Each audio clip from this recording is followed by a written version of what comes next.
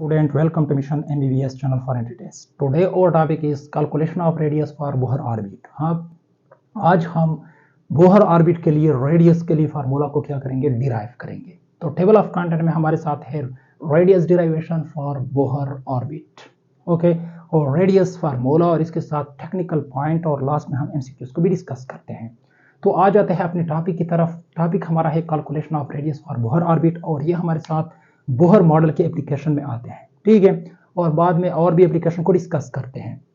देख ले, बोहर ने जो मॉडल दिया था उसने मॉडल हाइड्रोजन एटम के लिए दिया था, क्योंकि हाइड्रोजन एटम हमारे साथ क्या था, सिंगल इलेक्ट्रॉनिक सिस्टम था, ठीक है। तो हमने क्या करना है आज, वही रेडियस यानी रेडियस के लिए हमने क्या करना है, फार्मूला को डिराइव करना है। देख ले हमारे साथ ये क्या है, हाइड्रोजन एटम है, और आपको पता है कि हाइड्रोजन एटम में हमारे साथ क्या होता है, सिंगल इलेक्ट्रॉन होता है। ये हमारे साथ क्या है, ये इलेक्ट्रॉन है, और इलेक्ट्रॉन के ऊपर हमारे साथ क्या होता है, नेगेटिव चार्ज होता है। और ये इस तरह हमारे साथ क्या होता है, न्यूक्लियस होता है, और न्यूक्लियस में हमारे साथ क्या होता है, प्रोटॉन। तो फिर न्यूक्लियस पे हमारे साथ क्या होता है, पॉजिटिव चार्ज होता है। क्या होता है, पॉजिटिव चार्ज होता है। और इसकी चार्ज को हम क्या करते हैं, इस तरह डिनोट करते हैं, प्लस ZE से हम इसको क्या करेंगे, डिनोट करेंगे। इसी तरह हमारे साथ ये वाला क्या है, ये ऑर्बिट है जो कि सर्कुलर पाथ है, और ये सर्कुलर पाथ क्या है, ये इलेक्ट्रॉन का पाथ है, और इसमें इलेक्ट्रॉन क्या करता है, सर्कुलर मोशन करता है, ठीक है। और ये हमारे साथ क्या है, इसी ऑर्बिट के लिए क्या है, रेडियस है, यानी the distance between that orbit and nucleus. Nucleus के दरमियान जो कि फासला है, इसको हम क्या कहेंगे, रेडियस से डिनोट करते हैं। लेकिन यहाँ पे देख ले, अब हमारे साथ क्या, देख ले, ये इलेक्ट्रॉन भी चार्ज बॉडी है, और ये जो प्रोटॉन है यानी न्यूक्लियस है, ये भी हमारे साथ चार्ज बॉडी है, लेकिन दोनों अपोजिटली चार्ज बॉडी है। तो कोलंबिक फोर्स ऑफ अट्रैक्शन यहाँ पे क्या करेगा, एग्जिस्ट करेगा, क्योंकि कोलंब लॉ के मुताबिक हमारे साथ क्या होता है कि जब आपके साथ टू अपोजिटली चार्ज बॉडी होता है तो इसके दरमियान क्या होगा, फोर्स ऑफ अट्रैक्शन होगा। तो चार्ज हमारे साथ देख ले, यहाँ पे इलेक्ट्रॉन है, ये नेगेटिव वाली चार्ज है, और ये हमारे साथ प्रोटॉन है, पॉजिटिव वाली चार्ज है।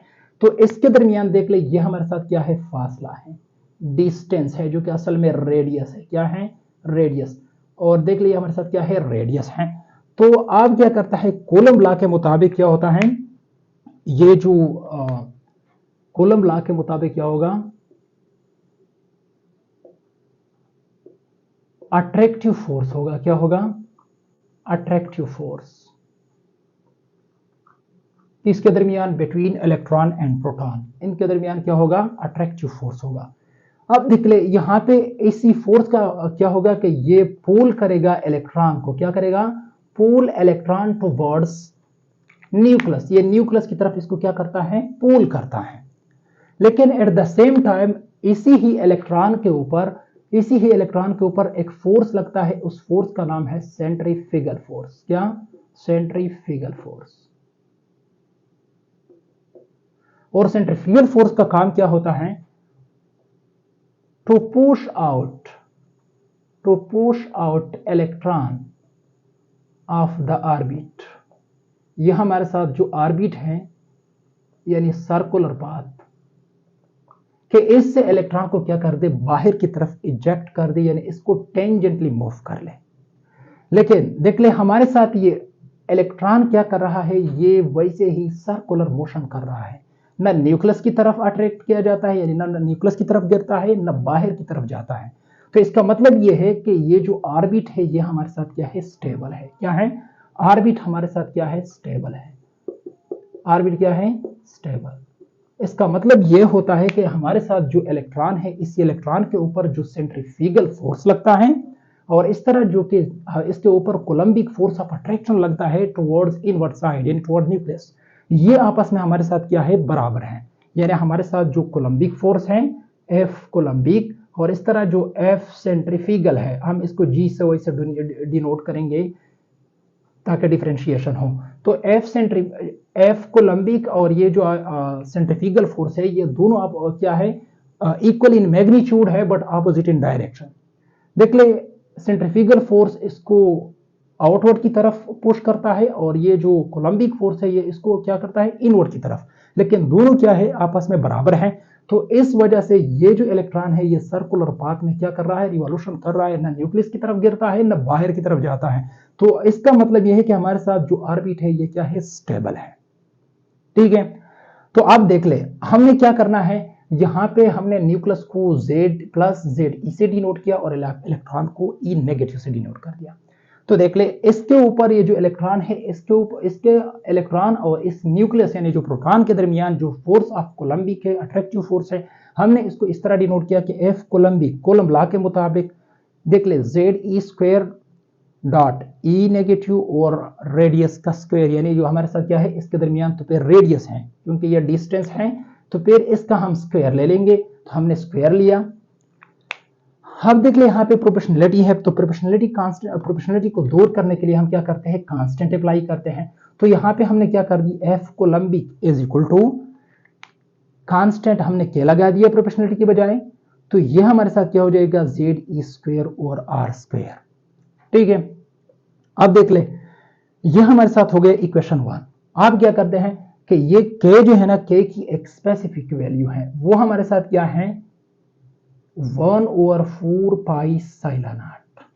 देख ले यहाँ पे हमने क्या कर दी, F coulombic is equal to ZE² और 4 पाई साइला नॉट R²। देख ले साइला नॉट हमारे साथ क्या है, यह हमारे साथ स्पेस परमिटिविटी है, जो क्या है इसकी न्यूमेरिकल वैल्यू है 8.85 × 10⁻⁻12 coulomb square joule inverse metre inverse, और ये हमारे साथ इसकी क्या है यूनिट है, और ये इसकी क्या है न्यूमेरिकल वैल्यू है। और ये जो स्पेस परमिटिविटी है ये हमारे साथ क्या होता है, ये दो चार्ज बॉडी के दरमियान ये जो अट्रैक्टिव फोर्स है, कोलम्बिक फोर्स ऑफ अट्रैक्शन है, इसको मेयर कर रहा है कि ये कितना कितना इजीली इन दो के दरमियान इसी स्पेस में क्या हो रहा है, पास हो रहा है।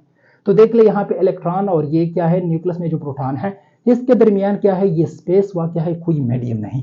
तो कहते हैं कि इसी स्पेस में ये जो कोलम्बिक फोर्स ऑफ अट्रैक्शन ये कितना इजीली पास हो रहा है, तो ये इसको मेयर कर रहा है कौन, ये साइला नॉट। ठीक है, ये हमारे साथ परमिटिविटी कांस्टेंट है। अब देख ले हमारे साथ ये हो गया इक्वेशन 2। अब देख ले हमने कहा था कि हमारे साथ ये जो ऑर्बिट है ये स्टेबल होता है। स्टेबल ऑर्बिट का मतलब ये है कि इसमें इलेक्ट्रॉन सर्कुलर पाथ में मोशन कर रहा है, न न्यूक्लियस की तरफ जाता है न बाहर की तरफ। तो इसका मतलब ये है कि सेंट्रीफ्यूगल फोर्स जिसको आउटवर्ड की तरफ ले जाता है वो बराबर होता है हमारे साथ कोलम्बिक फोर्स का। किसका, कोलम्बिक फोर्स का। लेकिन याद रखें यहाँ पे जो कोलम्बिक फोर्स ऑफ अट्रैक्शन है ये इसके लिए सेंट्रीपिटल फोर्स प्रोवाइड करता है। तो सेंट्रीपिटल फोर्स क्या है, यहाँ पे जो कोलम्बिक फोर्स होता है क्या होता है, ये जो कोलम्बिक फोर्स होता है, कोलम्बिक फोर्स, ये कोलम्बिक फोर्स दूसरी टर्म में इसके लिए सेंट्रीपिटल F सेंट्रीपिटल ये प्रोवाइड करता है। तो सेंट्रीपिटल फोर्स वो फोर्स होता है कि किसी भी बॉडी को सर्कुलर पाथ में रिवॉल्यूशन पे कंपेल करता है, मजबूर करता है। तो देख ले अब हमारे साथ क्या हो जाएगा, ये जो सेंट्रीफ्यूगल फोर्स है ये क्या है, ये देखिए हमारे साथ क्या है, इसी इलेक्ट्रॉन का मास भी है और इसकी वेलोसिटी भी है और एक खास डिस्टेंस पे है, वो न्यूक्लियस है जिसको हम कहते हैं रेडियस r। तो हमने यहाँ पे लिखा centrifugal force is equal to mv² और r, ये हमारे साथ हो गया इक्वेशन 3। लेकिन हमारे साथ जो ऑर्बिट है वो स्टेबल है, तो इसका मतलब ये है कि हमारे साथ जो कोलम्बिक फोर्स है जो कि in term of centripetal force है, सेंट्रीफ्यूगल फोर्स के साथ ये क्या होता है, इक्वल होता है। क्या होता है, इक्वल होता है। तो हमने लिख लिया, क्या लिख लिया, जो सेंट्रीफ्यूगल फोर्स है वो बराबर है किस चीज का, कोलम्बिक फोर्स ऑफ अट्रैक्शन, जो कि दीगर टर्म में हम इसको सेंट्रीपिटल फोर्स कहेंगे। तो mv² और r is equal to ZE² और 4 पाई साइला नॉट R²। ठीक है, तो यहाँ पे देख ले, यहाँ पे R² है, यहाँ पे r है, तो इनमें से ये r और ये r क्या हो जाएगा, कैंसिल हो जाएगा, एक r रह जाएगा। तो हमारे साथ इक्वेशन हो जाएगा mv² is equal to ZE² और 4 पाई साइला नॉट r। तो ये हो जाएगा इक्वेशन 5। लेकिन इसी इक्वेशन में हमने क्या करना है, देख ले, इसमें हमने एक पॉइंट को निकालना है। क्या करना है, एक पॉइंट को निकालना है। वो पॉइंट क्या है कि हमारे साथ ये जो वेलोसिटी है ये रेडियस के साथ क्या है, इनवर्सली रिलेटेड है। क्या है, इनवर्सली रिलेटेड। तो हमने ये वाला पॉइंट अलग लिख लिया। तो हमने लिख लिया कि ये नोट कर ले, बाद में हमारे साथ क्या है, ये टेक्निकल पॉइंट है, हम बाद में इस पे एमसीक्यूज को डिस्कस करते हैं। ठीक है, और ये हमारे साथ जो इक्वेशन है इसको थोड़ा सा रीअरेंज करते हैं। मतलब क्या कि ये r को इस साइड पे मल्टीप्लाइड कर ले और इस साइड पे मल्टीप्लाइड कर ले, तो ये r यहाँ पे कैंसिल हो जाएगा। तो और ये mv को इधर भी डिवाइड कर ले, mv² को, और इधर भी क्या कर ले, डिवाइड कर ले। तो आपके साथ क्या हो जाएगा, इक्वेशन हो जाएगा, क्योंकि हमें तो रेडियस दरकार है। तो radius is equal to ZE² और 4 पाई साइला नॉट mv²। तो यह हमारे साथ हो जाएगा इक्वेशन 6। ये काफी इंपॉर्टेंट इक्वेशन है, इसको हम आगे क्या करेंगे, यूज करेंगे। लेकिन देख ले, हमने बोहर मॉडल को हमने पढ़ा है, तो बोहर मॉडल का जो फोर्थ वन एजम्पशन में हमने कहा था कि जो एंगुलर मोमेंटम है एल, ये एंगुलर मोमेंटम हमारे साथ क्या है, बराबर है n into Planck constant over 2 पाई। यानी हमारे साथ जो एंगुलर मोमेंटम ऑफ इलेक्ट्रॉन है वो क्वांटाइज्ड होता है। क्या होता है, क्वांटाइज्ड होता है, and is whole integral multiple to the term h over 2 pi. ठीक है, तो हमने वो वाला एजम्पशन इधर लिख लिया। अब हम इसका एप्लीकेशन करेंगे यहाँ पे। तो mvr जो कि एंगुलर मोमेंटम है is equal to n into Planck constant over 2 pi. तो ये हमारे साथ क्या हो गया, इक्वेशन 7। लेकिन देख ले, हमने यहाँ पे क्या करना है, इसको रीअरेंज करना है, क्योंकि यहाँ पे हमें क्या चाहिए, वेलोसिटी चाहिए। तो वेलोसिटी के लिए हमने क्या करना है, यहाँ पे जो एम आर है हमने इधर इसको डिवाइड करना है और इस साइड पे डिवाइड करना है। तो यहाँ पे जो एम आर है, ये एम आर आपस में क्या हो जाएगा, कैंसिल हो जाएगा। तो हमारे साथ क्या हो जाएगा, velocity v is equal to N H over 2 pi M R, जो कि इक्वेशन 8 है, ये बन जाता है। लेकिन हमारे साथ यहाँ पे इक्वेशन में v स्क्वायर है, हमें v स्क्वायर चाहिए। तो हमें क्या करना होगा, इस साइड पे स्क्वायर लेना है और इस साइड पे भी स्क्वायर लेना है। तो जिस तरह हमने यहाँ पे स्क्वायर लिया तो ये v स्क्वायर हो गया, तो यहाँ पे भी स्क्वायर लेंगे। क्या कर लेंगे, फॉर एग्जांपल हमने यहाँ पे भी क्या कर ली, यहाँ पे भी स्क्वायर लिया। जब यहाँ पे स्क्वायर लेते हैं तो इसका मतलब ये कि v स्क्वायर और हमारे साथ n के ऊपर भी स्क्वायर आ जाएगा, इस तरह h के ऊपर भी स्क्वायर आ जाएगा, इस तरह जो 2 है इसके ऊपर भी स्क्वायर आ जाएगा। तो ये 2 दूने 4 हो जाएगा, इस तरह पाई के ऊपर स्क्वायर आ जाएगा, इस तरह m के ऊपर स्क्वायर आ जाएगा और इस तरह r के ऊपर भी स्क्वायर आ जाएगा। तो हमारे साथ इक्वेशन 9 हो जाएगा। लेकिन अब हम क्या करते हैं, इसी इक्वेशन 9 को हम क्या करेंगे, इनवर्स करेंगे, ताकि इसको हम इसी इक्वेशन में पुट करने में हमारे साथ आसानी हो और हम प्रॉपरली आर के लिए आसानी के साथ इक्वेशन को डिराइव कर ले रेडियस के लिए। ठीक है, तो हमने इसको क्या कर दी, इनवर्स कर दी, 1 ओवर v स्क्वायर कर दी। तो हमारे साथ ये टर्म भी क्या हो जाएगा, इनवर्स हो जाएगा। तो 4 pi square m square r square over n square h square, हमारे साथ ये क्या हो गया, इक्वेशन 10 हो गया। अब देख ले, हमने ये वाला इक्वेशन उठा लिया। ये वाला इक्वेशन हमारे साथ क्या है, radius is equal to Z square over 4 pi epsilon naught M V square. हमने v का क्या कर दिया है, वैल्यू इनवर्स किया है। तो हमारे साथ ये देख ले, हमने लिख लिया radius is equal to Z square 4 pi epsilon naught M, हमने इनवर्स किया था तो हमने v का वैल्यू इधर इनवर्स कर दिया। तो ये इनवर्स लिखेंगे। यहाँ पे v स्क्वायर का वैल्यू 1 ओवर v स्क्वायर का वैल्यू यहाँ पे पुट कर ले। तो 4 पाई का स्क्वायर, m का स्क्वायर, रेडियस का स्क्वायर ओवर n का स्क्वायर, h का स्क्वायर क्या हो गया, हमने यहाँ पे कर दी, यहाँ पे लिख दी। अब देख ले, यहाँ पे देख ले, हम यहाँ पे कुछ वैल्यू को क्या करते हैं, कैंसिल करते हैं। किस तरह, देख ले, हमारे साथ यहाँ पे 4 है तो 4 को कैंसिल कर दे, पाई मौजूद है तो एक पाई में से कैंसिल कर दें। यहाँ पे m है तो यहाँ पे एक m को क्या कर दे, कैंसिल कर दे। और यहाँ पे देख ले, ये रेडियस है तो एक रेडियस को कैंसिल कर दे इसके साथ। तो यहाँ पे इस साइड पे हमारे साथ 1 रह जाता है।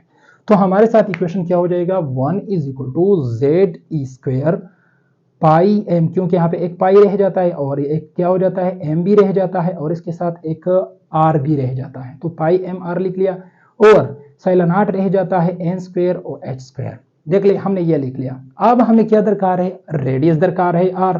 तो आप क्या कर ले, यहाँ पे रेडियस को हमने क्या करना है, इस तरह अलग लिखना है। किस तरह करना होगा, यहाँ पे जो साइलन naught N square H square term है इसको यहाँ पे भी मल्टीप्लाइड कर ले, इस साइड पे भी इसको क्या करेंगे, मल्टीप्लाइड करेंगे और इस साइड पे भी इसको क्या करेंगे, मल्टीप्लाइड करेंगे। ठीक है, तो इस साइड पे जो लिखा था इसके साथ क्या हो जाएगा, कैंसिल हो जाएगा। क्या हो जाएगा, कैंसिल हो जाएगा।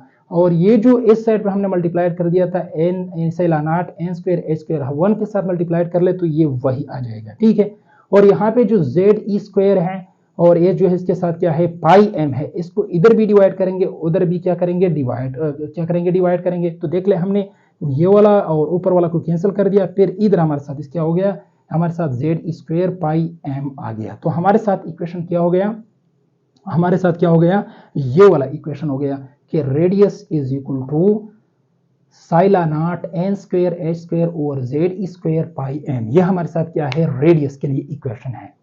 लेकिन हमारे साथ एक इंपॉर्टेंट पॉइंट, ये हमने हाइड्रोजन एटम के लिए डिराइव किया है। तो हाइड्रोजन एटम हमारे साथ क्या है, सिंगल इलेक्ट्रॉन सिस्टम है। तो इसके लिए Z की वैल्यू, Z हमारे साथ क्या है, एटॉमिक नंबर को डिनोट करता है। तो इसका इलेक्ट्रॉन क्या है, सिंगल है।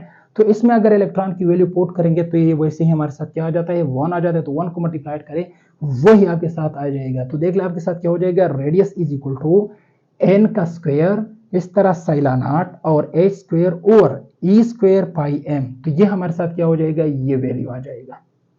जब हमारे साथ value of z is equal to 1 हो। आप देख ले यहाँ पे हम एक बात करते हैं, देख ले आपके साथ साइलानाड भी कांस्टेंट है, ये भी प्लांक कांस्टेंट का स्क्वायर है, ये आपके साथ ये कांस्टेंट वैल्यू है इलेक्ट्रॉन का, यानी इसकी मैग्नीट्यूड का चार्ज का स्क्वायर है। इस तरह ये पाई भी कांस्टेंट है और ये मास ऑफ इलेक्ट्रॉन ये भी कांस्टेंट होता है। तो हम कहते हैं कि ये वाला जो टर्म है, ये टर्म ये कांस्टेंट है, इसमें अगर वैल्यू को पुट किया जाए, सारा वैल्यू को पुट किया जाए तो इसकी वैल्यू आ जाता है 0.529 ज़रबे 10 रेस्ट की पावर -10 मीटर। तो देख ले 10 की पावर -10 मीटर हमारे साथ बराबर है आंगस्ट्रॉम की, किस चीज की? आंगस्ट्रॉम की बराबर है। तो यहाँ पे आप यूनिट को पुट कर ले, ये आंगस्ट्रॉम हो जाएगा और ये देख ले R is equal to n का स्क्वायर और ये हमारे साथ क्या हो जाएगा 0.529 आंगस्ट्रॉम। तो ये देख ले हमारे साथ क्या है, ये एक न्यूमेरिकल वैल्यू है और इसी वैल्यू से देख ले हम क्या करते हैं, रेडियस क्या करते हैं, ये जो बोहर ऑर्बिट है इसके लिए हम रेडियस को कैलकुलेट करते हैं। लेकिन यहाँ पे देख ले n स्क्वायर है, तो n हमारे साथ क्या है, प्रिंसिपल क्वांटम नंबर है। क्या है ये हमारे साथ, क्या है, प्रिंसिपल क्वांटम नंबर है। प्रिंसिपल क्वांटम नंबर का मतलब क्या है कि ये शेल की यानी शेल के बारे में इंफॉर्मेशन देता है orbit. For example n is equal to 1 है, तो इसका मतलब है कि हमारे साथ फर्स्ट शेल जिसको हम k कहते हैं यानी फर्स्ट शेल है। अगर 2 है तो हम क्या कहते हैं कि ये एल शेल है। अगर इस तरह 3 है तो हम कहते हैं कि एन शेल है। तो इस तरह आगे जाए, ठीक है। तो आपको ये क्या करता है, ये इक्वेशन हर एक ऑर्बिट के लिए इस तरह फर्स्ट सेकंड थर्ड ऑर्बिट के रेडियस के बारे में क्या करता है, आपके लिए इसकी वैल्यू कैलकुलेट करता है। अगर आपने इसमें क्या कर दी, एन की वैल्यू क्या कर दी, पुट कर दी। ओके, लेकिन यहां पे देख ले हम इसी इक्वेशन से एक टेक्निकल पॉइंट को क्या करते हैं, डिराइव करते हैं, जो आगे हम इसको एमसीक्यूज में क्या करेंगे, इसको यूज करेंगे। वो क्या है, देख ले हमारे साथ जो ये टर्म है साइला नॉट है और इस तरह हमारे साथ जो प्लांक कांस्टेंट का स्क्वायर है, इसी तरह के हमारे साथ जो ई है यानी इलेक्ट्रॉन का स्क्वायर है और ये पाई है एम है, ये सारे वैल्यू क्या होते हैं, कांस्टेंट होते हैं, जिसकी वैल्यू हमने यहाँ पे लिख लिया है। क्या कर दी है, लिख लिया है। तो हम यहाँ पे इसको कुछ इस तरह भी लिखते हैं, देख ले किस तरह लिखते हैं कि R इज इक्वल टू, हम लिखते हैं यहाँ पे R is equal to, black से लिखता हूं, R इज इक्वल टू मैं कुछ इस तरह लिखता हूं कि n स्क्वायर हमारे साथ n हो क्या होता है, ये हमारे साथ वेरिएबल होता है, चेंज होता है। तो हमने यहाँ पे लिख लिया n स्क्वायर और ये जो सारा कांस्टेंट था इसकी वैल्यू हमारे साथ क्या है 0.529 एंगस्ट्रॉम। और इसके साथ यहाँ पे नीचे हम क्या लिखते हैं, Z को लिखते हैं। क्या लिखते हैं, Z, जो कि एटॉमिक नंबर है। क्योंकि ये जो कांस्टेंट थे, ये वाले कांस्टेंट, इस कांस्टेंट की वैल्यू मैंने ये लिख ली और Z को हम क्या करेंगे, वेराई करेंगे, बाद में हम इसके एमसीक्यूज के लिए यूज करते हैं, ठीक है। तो ये हमारे साथ क्या है, ये एक टेक्निकल फार्मूला है जो कि बाद में हमने क्या करना होगा, इसको यूज करना है। फिलहाल हमने क्या करना है, यहाँ पे जो रेडियस है इसकी कैलकुलेशन करना है। तो देख ले ये किस तरह हम कैलकुलेशन करते हैं। आपके साथ फार्मूला है radius is equal to n square और इसके साथ आपके साथ है 0.529 एंगस्ट्रॉम, जो कि इसी कांस्टेंट में वैल्यू यानी हर एक कांस्टेंट की वैल्यू पुट करके आपके साथ न्यूमेरिकल वैल्यू आया है। आप देख ले ये प्रिंसिपल क्वांटम नंबर है, जिस तरह हमने कहा। आप देख ले फॉर एग्जांपल ये फर्स्ट शेल है यानी फर्स्ट ऑर्बिट है, ये फर्स्ट ऑर्बिट है। तो हम फर्स्ट ऑर्बिट के लिए क्या करते हैं, कैलकुलेशन करते हैं। क्या करते हैं, फर्स्ट ऑर्बिट व्हेन हम यानी जब हमारे साथ क्या हो, when n value is equal to 1, जब हमारे साथ n की वैल्यू 1 हो तो हमारे साथ r की क्या होगी वैल्यू। तो आपके साथ r इज इक्वल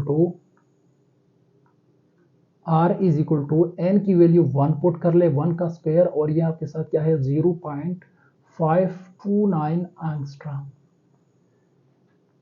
तो अब देख ले क्या कर ले, ये आपके साथ क्या हो जाएगा, 1 का स्क्वायर ले तो वही 1 आएगा और इसके साथ इसको मल्टीप्लाइड कर ले तो रेडियस आ जाएगा, यानी R1 लिख ले फॉर द फर्स्ट ऑर्बिट। तो ये आपके साथ हो जाएगा 0.529 एंगस्ट्रॉम। तो अगर कोई आपसे पूछ ले कि फर्स्ट ऑर्बिट का रेडियस की वैल्यू क्या है, तो ये आपके साथ इतना है। देख ले अब 2 के लिए पुट कर ले, तो अब 2 आपके लिए क्या होगा, देख ले आपके साथ n इज इक्वल टू, आपके साथ n इज इक्वल टू 2 है। अब क्या है, n इज इक्वल टू 2 है, तो यहाँ पे क्या कर ले r इज इक्वल टू यानी r2, क्योंकि रेडियस फॉर सेकेंड ऑर्बिट, ये आपके साथ क्या है, फॉर एग्जांपल ये आपके साथ सेकेंड ऑर्बिट है। फॉर एग्जांपल इसको हमने k का नाम दिया था और ये हमारे साथ क्या है l, तो l के लिए क्या है, हम क्या करते हैं रेडियस को कैलकुलेट करते हैं। तो आप देख ले क्या होगा, r2 इज इक्वल टू, यहाँ पे n की वैल्यू क्या कर दे 2 लिख ले और 2 का स्क्वायर ले ले, तो आपके साथ मल्टीप्लाइड कर दे 0.529 एंगस्ट्रॉम। देख ले आपके साथ ये क्या हो जाएगा, 2 दूनी 4, ये आपके साथ क्या हो जाएगा r2 इज इक्वल टू 4 और ये देख ले 0.529, हम इसको इस तरह लिख सकते हैं क्योंकि ये अगर ये वैल्यू देख ले तो ये r1 के लिए है, तो हम यहाँ पे क्या कर सकते हैं, इसकी बजाय r1 लिख सकते हैं। तो इसका मतलब ये है कि r2 जो है ना ये r1 से 4 टाइम क्या है इंक्रीज है। देख ले ये वाला जो r2 है, ये वाला r2 इसी r1 से, यानी फॉर एग्जांपल इसको r1 का नाम दे, इसी r1 से ये क्या है 4 टाइम क्या है इंक्रीज है। इसी तरह आप क्या कर ले r3 को कैलकुलेट कर सकते हैं, तो r3 को इस तरह कैलकुलेट कर ले, r3 is equal to, r3 आपके साथ क्या हो जाएगा, n की वैल्यू इसकी क्या हो जाएगी 3 हो जाएगी, तो 3 का स्क्वायर ले लें ज़रबे यही पॉइंट यानी 0.529 एंगस्ट्रॉम, जो कि एक्चुअली हमारे साथ क्या है r1 की radius for the first orbit के लिए है, बराबर है। तो आप देख ले ये क्या हो जाएगा 3 3 9 हो जाएगा, क्या हो जाएगा 9 यानी 9, और ये हमारे साथ क्या है, फॉर एग्जांपल ये भी r1 का वैल्यू है, इसको r1 कह सकते हैं, तो हम कहते हैं 9r1, यानी मतलब क्या है कि r3 यानी रेडियस जो थर्ड वाला रेडियस है, फॉर एग्जांपल ये थर्ड वाला है, इसको हम नाम देंगे r3 और ये हमारे साथ क्या है ये m के लिए है, m शेल के लिए है, तो हमने क्या कर दी ये m के लिए डिराइव कर दी। तो ये आपके साथ क्या है r1 की यानी इसी radius of the first orbit के लिए ये इसके साथ क्या है 9 टाइम है, क्या है ये इसका क्या है, इसका मतलब है कि ये फर्स्ट ऑर्बिट की रेडियस का 9 टाइम है, क्या है 9 टाइम। तो ये देख ले आप क्या कर ऑब्जर्व कर रहे हो कि ये हमारे साथ जो रेडियस है वो इस तरह इंक्रीज हो रहा है जितना आप न्यूक्लियस से दूर जाते हो, ठीक है। इस तरह आप क्या कर ले ये r4 के लिए भी अप्लाई कर दें। देख ले r4 के लिए जब आपके साथ n की वैल्यू क्या हो 4 हो, तो आप क्या है फॉर एग्जांपल हम r4 के लिए करते हैं, तो r4 इज इक्वल टू यहाँ पे 4 का स्क्वायर ले ले, ये आपके साथ 0.529 एंगस्ट्रॉम हो जाएगा। तो देख ले आपके साथ ये है, इसकी आपस में मल्टीप्लिकेशन कर ले तो ये एक्चुअली r की r1 का वैल्यू है, तो ये हो जाएगा r4, तो r4 आपके साथ क्या हो जाएगा r4 इज इक्वल टू ये 16 हो जाएगा, तो ये 16r1 यानी r1 का जो radius for the first orbit है इसका 16 टाइम है, जो 4 वाला है फॉर एग्जांपल ये 4 वाला ऑर्बिट हो जाएगा। तो 4 वाला ऑर्बिट जो है ना इसकी जो रेडियस है ये फर्स्ट ऑर्बिट की रेडियस r1 से क्या हो जाएगा 16 टाइम इंक्रीज होगा। इसी तरह आप क्या कर सकते हैं r5 के लिए भी यूज कर सकते हैं, क्या कर सकते हैं r5 यानी radius for n is equal to 5 जो कि फिफ्थ शेल है, फिफ्थ ऑर्बिट है, इसके लिए भी यूज कर सकते हो। तो यहाँ पे 5 का स्क्वायर ले ले, तो ये आपके साथ क्या हो जाएगा 0.529 एंगस्ट्रॉम होगा। इसको देख ले ये वाला वैसे ही r1 है, तो ये आपके साथ क्या हो जाएगा r5 इज इक्वल टू ये आपके साथ क्या हो जाएगा 25r1। देख ले ये क्या है, अगर फिफ्थ ऑर्बिट आपके साथ है तो फिफ्थ ऑर्बिट के लिए r5 के लिए आपके साथ क्या होगा ये 25 टाइम ऑफ द r1 यानी फर्स्ट ऑर्बिट के रेडियस का होगा। तो देख ले अब यहाँ से हम क्या ऑब्जर्व कर रहे हैं, हम ऑब्जर्व करते हैं कि हमारे साथ जितना भी आप न्यूक्लियस से दूर जाते हो यानी शेल इंक्रीज हो रहा है, तो इसके साथ इसकी रेडियस भी क्या हो रहा है इंक्रीज हो रहा है। क्या होता है रेडियस इंक्रीज होता है, किस तरह इंक्रीज होता है, फर्स्ट रेडियस हमारे साथ 0.529 है, तो दूसरा इसका क्या है 4 टाइम है, और तीसरा इसका क्या है 9 टाइम इंक्रीज होता है, और इस तरह 4 वाला क्या है इसका 16 टाइम इंक्रीज होता है, और फिफ्थ वाला ऑर्बिट का जो रेडियस है इसका 25 टाइम इंक्रीज हो रहा है। तो इसका मतलब यह है कि हमारे साथ radius of the orbit increase हो रहा है जितना आप शेल यानी प्रिंसिपल क्वांटम नंबर को क्या करेंगे इंक्रीज करेंगे। तो इसका मतलब यह है कि हमारे साथ जो रेडियस होता है रेडियस हमारे साथ क्या है, ये direct proportional to the N square है, प्रिंसिपल क्वांटम नंबर की स्क्वायर से ये क्या होता है, इंक्रीज होता है। अब देख ले हम आप क्या करेंगे, हाँ आप इसकी स्पेसिफिक वैल्यू को भी आप क्या कर सकते हैं, डिराइव कर सकते हैं। जैसा कि इसका स्पेसिफिक वैल्यू है, अगर इस तरह आप क्या कर लेंगे 9 और ये 0.529 को आपस में मल्टीप्लाइड करेंगे, यानी फॉर आप क्या करेंगे, या ये वाला आपको क्या कर लेंगे, अच्छा ये वाला हमारे साथ जो ट्रू का है, ये वाला अप्लाई करते हैं, तो ये आपके साथ 4 है, 4 के साथ और 1 की वैल्यू 5.29, इसको आपस में मल्टीप्लाइड कर ले तो ये आपके साथ आ जाता है 2.12 एंगस्ट्रॉम। अगर मैथमेटिकल वैल्यू इसकी क्या है, दरकार है, तो आपके साथ ये होगी। अगर इस तरह इसकी भी अपनी स्पेसिफिक मैथमेटिकल वैल्यू को कैलकुलेट करना है, तो इस तरह ये आपके साथ 9 है, 9 को 0.529 एंगस्ट्रॉम से यानी R1 से मल्टीप्लाइड कर ले तो आपके साथ क्या आ जाता है, 3.76 एंगस्ट्रॉम। अगर इसको मल्टीप्लाइड कर ले तो ये इतना आता है। ठीक है, इस तरह ये आगे वाले भी क्या कर सकते हैं आप लोग, ये भी कैलकुलेट कर सकते हैं और इसके लिए भी क्या कर सकते हैं, स्पेसिफिकली आप लोग कैलकुलेट कर सकते हैं, जो कि एमसीक्यूज के लिहाज से क्या है, काफी इंपॉर्टेंट है। आप देख ले हम क्या करते हैं, difference between the radius, difference between the radius को भी चेक करते हैं। किस तरह चेक करते हैं, देख ले डिफरेंस बिटवीन द रेडियस, हम इसको डेल आर से डिनोट करते हैं। क्या करते हैं, डेल आर से। डेल आर का मतलब क्या है कि रेडियस के दरमियान क्या है, डिफरेंस। तो हम फर्स्ट रेडियस के दरमियान ये जो हमारे साथ क्या है, R1 और R2 के दरमियान डिफरेंस को कैलकुलेट करते हैं, तो R2 माइनस R1। इसी तरह फिर यहां पे देखते हैं R3 माइनस R2, यानी ये जो थर्ड शेल और सेकंड शेल के दरमियान जो रेडियस है इसकी डिफरेंस। इसी तरह R4 माइनस R5 R3, इसी तरह R5 माइनस R4। तो इसके दरमियान हम क्या करते हैं, डिफरेंस को क्या करेंगे, कैलकुलेट करेंगे।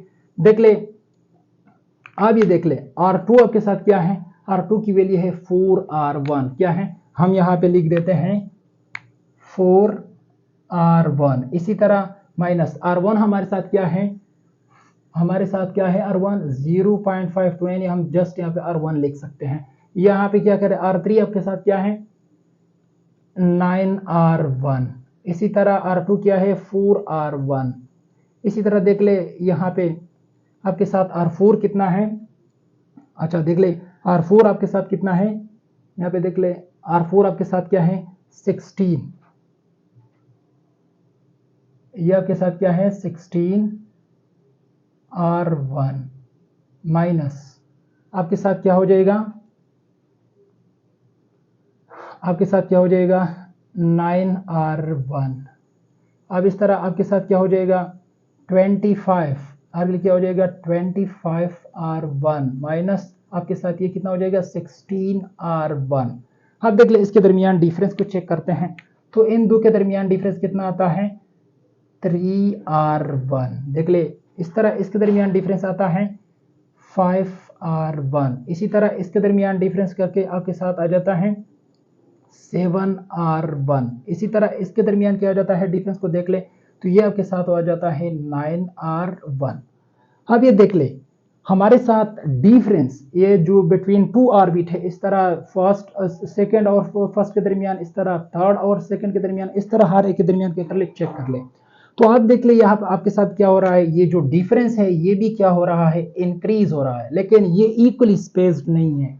क्या है, ये इक्वली स्पेस नहीं है। देख लीजिए ये 3 है, ये 5 है, ये 7 है, ये 9 है। तो इसका मतलब ये है कि सबसे कम डिफरेंस क्या है, सबसे कम डिफरेंस हमारे साथ ऑब्जर्व हो जाता है कि जब आपके साथ क्या हो, सेकंड और फर्स्ट ऑर्बिट के दरमियान आप क्या कर रहे हो, कंपैरिजन करो। इस तरह अगर सबसे ज्यादा कुछ चेक करते हो तो ये 9R1 है, जो कि क्या है आपके साथ क्या है, इसी केस में सबसे ज्यादा क्या है 9R1 डिफरेंस है, जो कि आपके साथ क्या है फिफ्थ और फोर्थ शेल के दरमियान है। तो इस तरह इसका मतलब क्या है कि अगर हम ये देख ले कि हमारे साथ जो चेंज इन आर है ये डायरेक्ट प्रोपोर्शनल टू द क्या है, एन है। जितना आपकी क्या कर रहे हो, एन की वैल्यू को इंक्रीज करते हो तो इसके दरमियान क्या होता है, ये डिफरेंस भी बढ़ रहा है। देख ले जितनी आप वैल्यू ऑफ एन को इंक्रीज कर रहे हो तो इतना इसके साथ जो डिफरेंस है वो भी इंक्रीज हो रहा है। ठीक है, अब देख ले हम अब एक टेक्निकल पॉइंट की तरफ जाते हैं। वो टेक्निकल पॉइंट हमारे साथ क्या था कि हमने यहाँ पे लिखा था कि हमारे साथ जो वेलोसिटी है, वेलोसिटी का square inversely proportional to the radius. अब देख ले, इसका मतलब, इस टेक्निकल पॉइंट का मतलब यह है कि हमारे साथ क्या है, वेलोसिटी रेडियस के साथ क्या है, इनवर्स रिलेटेड है। तो इसका मतलब यह है कि अगर आप रेडियस को डिक्रीज करेंगे तो आपके साथ जो वेलोसिटी है वो क्या हो जाता है, बढ़ जाता है। अगर आप रेडियस को इंक्रीज कर रहे हो तो वेलोसिटी आपके साथ क्या हो जाएगा, ये आपके साथ घट जाएगा। देख ले किस तरह। फॉर एग्जांपल आपके साथ क्या है, मैं शेल को यहां पे डिनोट करता हूं कि हमारे साथ फॉर एग्जांपल अगर आपके साथ रेडियस यानी फर्स्ट ऑर्बिट है, क्या है, n इज इक्वल टू 1 है, यानी फर्स्ट ऑर्बिट। तो फर्स्ट ऑर्बिट का हमारे साथ जो रेडियस है वो 0.529 है, जो सबसे कम है। तो इसका मतलब क्या होगा कि इसके लिए क्या होगा, यानी इसके लिए जो ऑर्बिट है, यानी n जब n इज इक्वल टू 1 यानी क्लोज शेल है, तो इसका रेडियस सबसे कम है। तो इसका मतलब क्या होगा कि इसकी वेलोसिटी भी क्या होगा, सबसे ज्यादा होगा।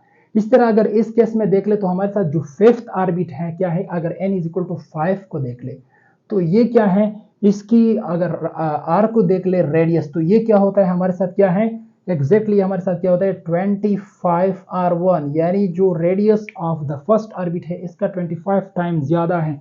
तो इसका मतलब यह है कि इसकी रेडियस इससे बहुत ज्यादा है। जितना रेडियस इंक्रीज होगा तो फिर वेलोसिटी क्या होगा, घट जाएगा। तो हमारे साथ इसकी क्या है, इस लिहाज से इसकी वेलोसिटी क्या होगी, लो होगी।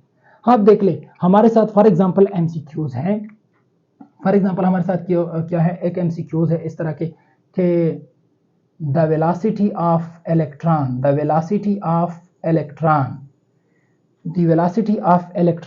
Will be maximum. हमारे साथ इलेक्ट्रॉन की वैल्यू क्या होगी, इलेक्ट्रॉन के लिए क्या होगी, वेलोसिटी मैक्सिमम होगी। कब, फॉर एग्जांपल आपके साथ ऑप्शन ए है, ऑप्शन ए में आपको दिया गया है क्या, n इज इक्वल टू 1।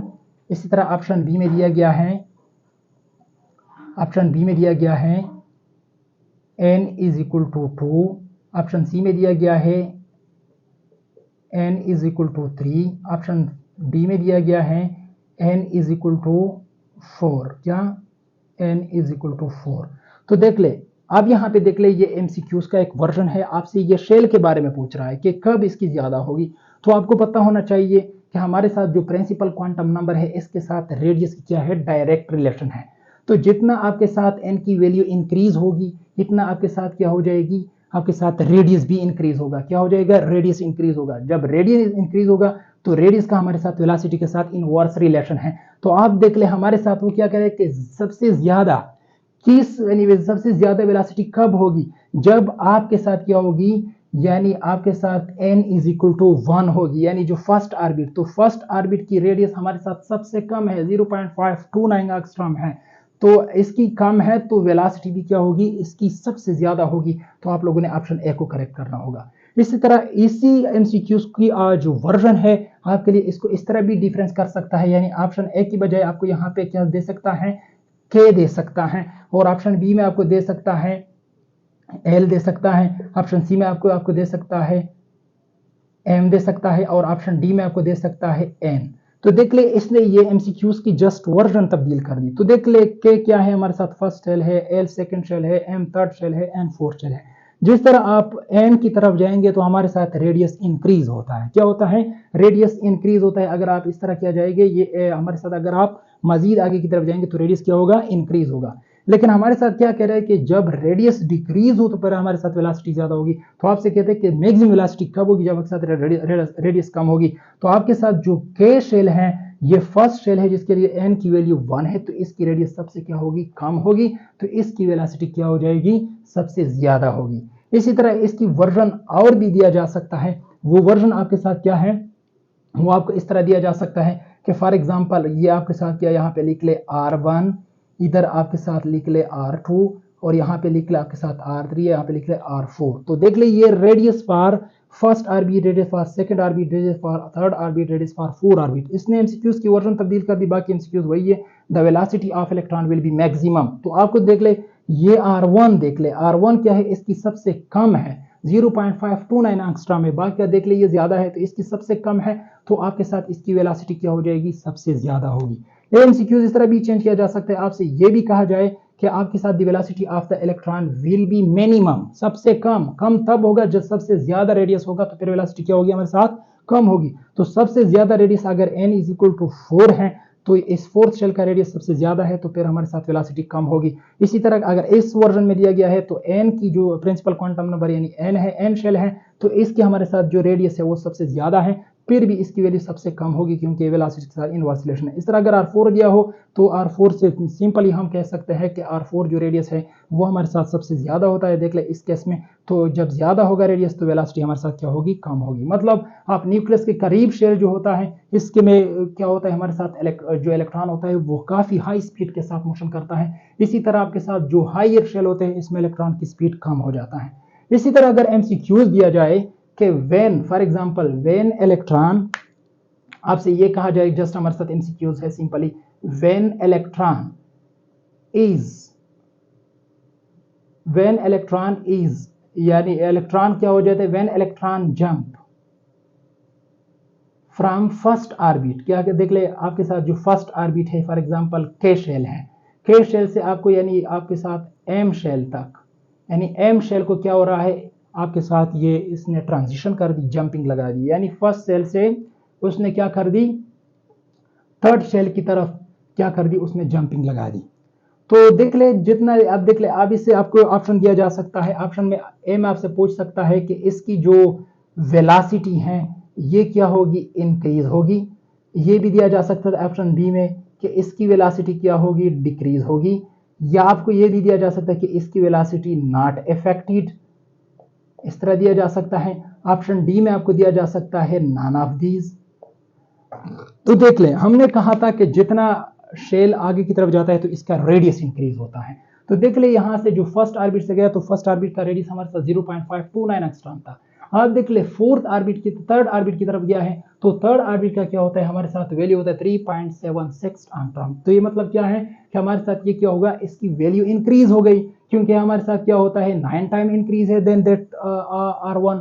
तो अब हमारे साथ क्या हो जाएगा, वेलोसिटी हमारे साथ क्या होगा, डिक्रीज होगा। तो आप लोगों ने क्या करना होगा, ये वाला ऑप्शन को क्या करना है, करेक्ट करना है। इसके एमसीक्यूज का वर्णन इस तरह भी तब्दील किया जा सकता है, when electron jump from M shell towards K shell, यानी उस शेल से जिसकी रेडियस हमारे साथ क्या हो, ज्यादा हो, तकरीबन 9R1 यानी 3.76 एंगस्ट्रॉम, ये ज्यादा, यानी एम शेल से क्या कर रहा है, वापस जंपिंग कर रहा है टुवर्ड्स फर्स्ट शेल जिसकी रेडियस हमारे साथ 0.529 एंगस्ट्रॉम यानी कम है, तो फिर इसकी वेलोसिटी को क्या हो जाता है, तो आपको दिया जा सकता है यही ऑप्शन। तो आप लोगों ने इंक्रीज को करेक्ट करना है, क्योंकि जब रेडियस डिक्रीज होगा तो वेलोसिटी इंक्रीज हो जाता है। तो ये थे इसके बारे में इंफॉर्मेशन।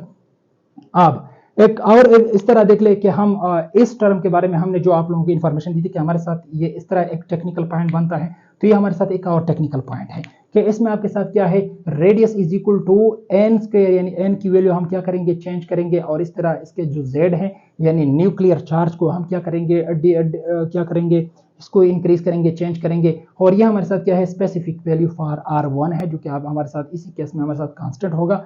फिर हिसाब आप हमको क्या कर रहे हैं, अप्लाई करें, फिर हम रेडियस चेक करते हैं फॉर डिफरेंट एटम। देख ले ये वाला टर्मिनोलॉजी हम यूज करते हैं। देख ले हमारे साथ यहाँ पे एक टर्म आता है कि R is inversely proportional over Z। तो देख ले Z हमारे साथ क्या है, ये न्यूक्लियर चार्ज है, क्या है ये Z हमारे साथ क्या है, ये न्यूक्लियर चार्ज है। तो देख ले न्यूक्लियर चार्ज क्या होता है, पॉजिटिव होता है। तो अगर पॉजिटिव चार्ज को इंक्रीज करेंगे, न्यूक्लियस के ऊपर चार्ज को इंक्रीज करेंगे, तो हमारे साथ क्या होता है, इलेक्ट्रॉन जो आउटरमोस्ट इलेक्ट्रॉन होता है इसके ऊपर फोर्स ऑफ अट्रैक्शन भी काफी ज्यादा हो जाएगा। जब ये ज्यादा हो जाएगा तो ये क्या हो जाएगा, हमारे साथ जो एटम का साइज है ये कॉन्ट्रैक्ट हो जाएगा। तो इसका मतलब क्या है कि हमारे साथ क्या हो जाएगा, कॉन्ट्रैक्शन हो जाएगा, साइज कॉन्ट्रैक्शन हो जाएगा। अगर यह हमारे साथ न्यूक्लियर चार्ज यानी पॉजिटिव चार्ज है वो डिक्रीज हो रहा है, तो आउटर मोस्ट शेल पे इसका कंट्रोल थोड़ा सा कम हो रहा है, तो मतलब क्या है, हमारे साथ साइज क्या हो रहा है, इंक्रीज, या हमारे साथ क्या है, ये हमारे साथ अब क्या हो रहा है, एक्सटेंशन हो रहा है, हमारे साथ ये जो साइज है वो बढ़ रहा है। तो इसका मतलब ये है कि रेडियस जो है ना हमारे साथ क्या है, ये हमारे साथ जो है ना न्यूक्लियर चार्ज के साथ इसकी इनवर्स रिलेशन है। क्या है, इनवर्स रिलेशन। देख ले यहाँ पे हम क्या करते हैं, यहाँ पे देख ले हम हाइड्रोजन के लिए चेक करते हैं, क्या करते हैं, हाइड्रोजन के लिए हम चेक करते हैं, क्या करते हैं, for hydrogen, for hydrogen. Hydrogen आपको पता है कि हमारे साथ क्या है, सिंगल इलेक्ट्रॉन सिस्टम है, इसमें जस्ट 1 इलेक्ट्रॉन होता है। और इसकी फॉर एग्जांपल फर्स्ट शेल के लिए यानी n = 1 यानी फर्स्ट शेल के लिए हम चेक करते हैं तो आपके साथ वैल्यू क्या आ जाएगी, देख ले आपके साथ R फॉर हाइड्रोजन एटम। हम यहाँ पे क्या लिखेंगे, रेडियस फॉर हाइड्रोजन एटम, लेकिन इसकी फर्स्ट शेल के लिए देख ले हमने n = 1 लगाया है, तो फिर यहाँ पे क्या हो जाएगी, यहाँ पर आपके साथ 1 का स्क्वायर और ये बाकी वैल्यू आपके साथ वही रहेगी 0.529 एंगस्ट्रॉम। और यहाँ पे देख ले, और न्यूक्लियर चार्ज हमारे साथ जो है ना, यानी जो Z होता है वो हमारे साथ क्या होता है, जस्ट 1, क्योंकि इसमें प्रोटॉन जस्ट एक होता है तो इसका एटॉमिक नंबर हमारे साथ क्या है, 1। ये हमारे साथ क्या है, एटॉमिक नंबर। अब देख ले, ये एटॉमिक नंबर की वैल्यू हमने लिख ली, लेकिन ये 1 को मल्टीप्लाइड कर ले तो स्क्वायर ले तो वही 1 आएगा, लेकिन इसके साथ मल्टीप्लाइड कर ले 0.529 एंगस्ट्रॉम वही रहेगा, 1 से डिवाइड करेंगे तो वही आएगा। तो इसका मतलब ये है कि हमारे साथ हाइड्रोजन का जो रेडियस है फॉर फर्स्ट ऑर्बिट क्या है, 0.529 एंगस्ट्रॉम। लेकिन आप क्या कर ले, हाइड्रोजन एटम के लिए एटॉमिक नंबर वही 1 है, लेकिन वेन n की वैल्यू को चेंज क्या करें तो आपके साथ यही वैल्यू आएंगे, इस तरह फॉर 2, फॉर 3, फॉर 4 इस तरह आगे आएंगे। अब हम क्या करते हैं, अब हम एटम को चेंज करते हैं। अब इस केस में हम क्या करते हैं, हाइड्रोजन के बजाय हमने यहाँ पे क्या लेना है, हमने हाइड्रोजन के बजाय हमने यहाँ पे क्या लेना है, हीलियम। लेकिन देख ले यहाँ पे मैं हीलियम +1 लूंगा, हीलियम का आयन, क्योंकि बोहर का जो मॉडल है वो सिंगल इलेक्ट्रॉन सिस्टम के लिए एप्लीकेबल है, not for more than 1 electron. For example helium हमारे साथ क्या है, 2 इलेक्ट्रॉन सिस्टम है, इसकी फर्स्ट शेल में 2 इलेक्ट्रॉन होता है, तो इसके लिए वो एप्लीकेबल नहीं है। तो हम क्या करेंगे, हीलियम को हम हीलियम का आयन लेंगे, यानी इससे एक इलेक्ट्रॉन को इजेक्ट करके हीलियम +1 कर देंगे कि सिर्फ इसमें क्या होता है, जस्ट 1 इलेक्ट्रॉन हो।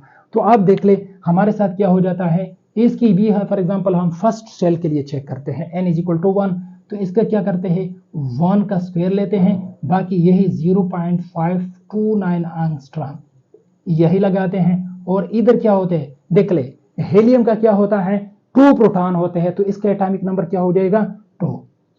तो आप देख ले यहाँ पे इस केस में 1 को का स्क्वायर ले ले, फिर इसको क्या कर ले, वही 1 आएगा। लेकिन यहाँ पे देख ले ये 0.529 हम इस तरह कह सकते हैं कि ये हाइड्रोजन एटम की फर्स्ट शेल का क्या है, यानी फर्स्ट ऑर्बिट का क्या है, हमारे साथ रेडियस है। तो मैं इसके बजाय इस तरह लिख सकता हूँ कि रेडियस ऑफ हाइड्रोजन एटम।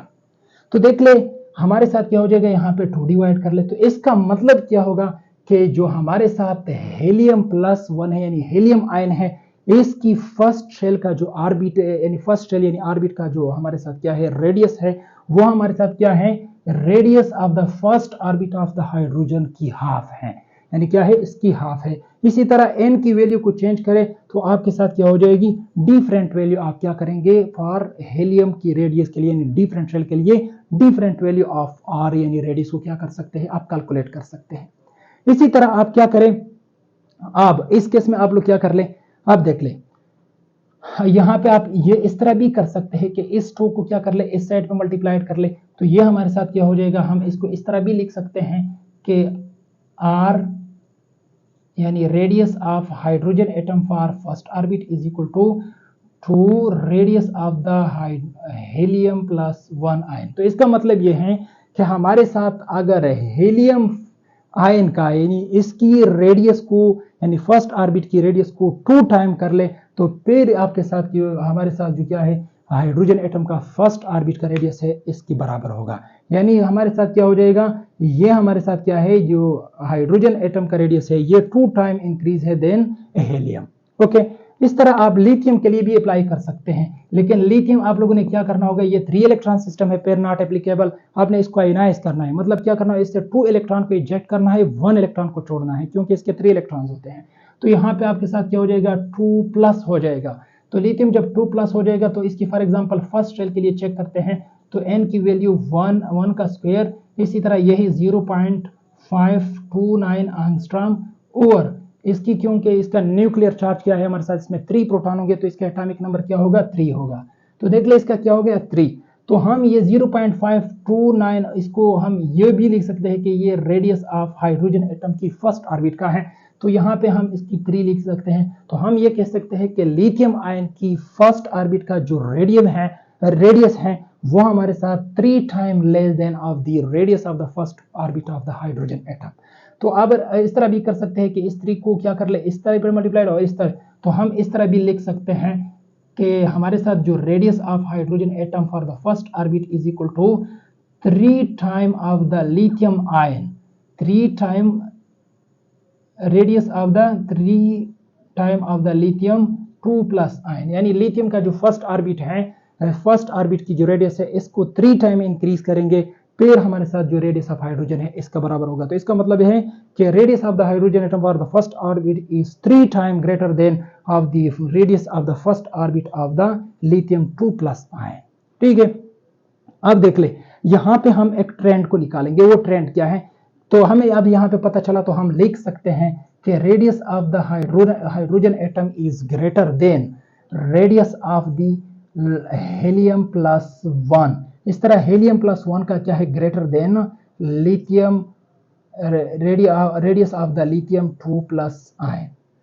तो देख ले, आपके साथ जो सबसे ज्यादा रेडियस है ये हाइड्रोजन का होगा, फिर सबसे कम रेडियस इस केस में आपके साथ क्या होगा, लिथियम का होगा, यानी लिथियम 2 प्लस का। तो अगर एमसीक्यू से आ जाए इन तीनों में से आपको एमसीक्यू दे दे कि which one of the following has most यानी सबसे ज्यादा रेडियस किसका होगा, तो आप लोगों ने क्या करना होगा, हाइड्रोजन के ऊपर आप लोगों ने करेक्ट करना होगा। इसी तरह अगर आपसे सबसे कम के बारे में इंफॉर्मेशन दिया जाए और ये 3 ऑप्शन दिया हो, तो लिथियम का सबसे क्या होता है, कम रेडियस है, तो आप लोगों ने लिथियम के ऊपर क्या करना है, करेक्ट करना है। तो देख ले, इस तरह ये हमारे साथ एमसीक्यूज के लिहाज से काफी इंपॉर्टेंट थी। तो देख ले, हम यहाँ पे देख ले, ये हम अगर ये सोच ले कि रेडियस के लिए इक्वेशन आपके साथ ये है, आपको ऑप्शन में दिए जा सकते हैं, डिफरेंट इक्वेशन दिए जा सकते हैं। अगर आपको ये इक्वेशन दिया गया है तो आप लोगों ने ये को करेक्ट करना है। ठीक है, इसी तरह आपको क्या है, फॉर एग्जाम्पल ये पूछा जाए कि फर्स्ट शेल है, तो फर्स्ट शेल है और इस तरह जो है ना थर्ड शेल है, इसमें से जो वेलोसिटी ऑफ इलेक्ट्रॉन है किसकी इंक्रीज होगी, तो हमारे साथ क्या होगी, फर्स्ट शेल की, क्योंकि इसका रेडियस हमारे साथ कम होता है, तो वेलोसिटी रेडियस के साथ इनवर्स रिलेटेड है। तो इस तरह जो वो थर्ड शेल है तो इसकी रेडियस क्या होता है, हमारे साथ ज्यादा होता है, तो इसकी वेलोसिटी क्या होगी, कम होगी। इसी तरह ये देख ले, आपके साथ डिफरेंट वैल्यू की फॉर्म में आपसे पूछ सकता है, तो आप लोगों ने कैलकुलेशन इस तरह करना होगा। डिफरेंस ऑफ आर इस तरह आपके साथ क्या होता है, यानी आड नंबर में आपके साथ इंक्रीज हो रहा है, difference of R with respect to principal quantum number N. ठीक है, इसी तरह आप देख सकते, आपके एमसीक्यूज दिया जा सकता है कि हमारे साथ जो सेकंड ऑर्बिट है इसकी रेडियस फर्स्ट ऑर्बिट की रेडियस के लिहाज से कितनी टाइम आपके साथ ज्यादा है, यानी आपको 4r1 दिया जा सकता है, आपको और भी वैल्यू दिया जाए तो आप लोगों ने 4r1 को क्या करना है, करेक्ट करना है। इस तरह आपके साथ और भी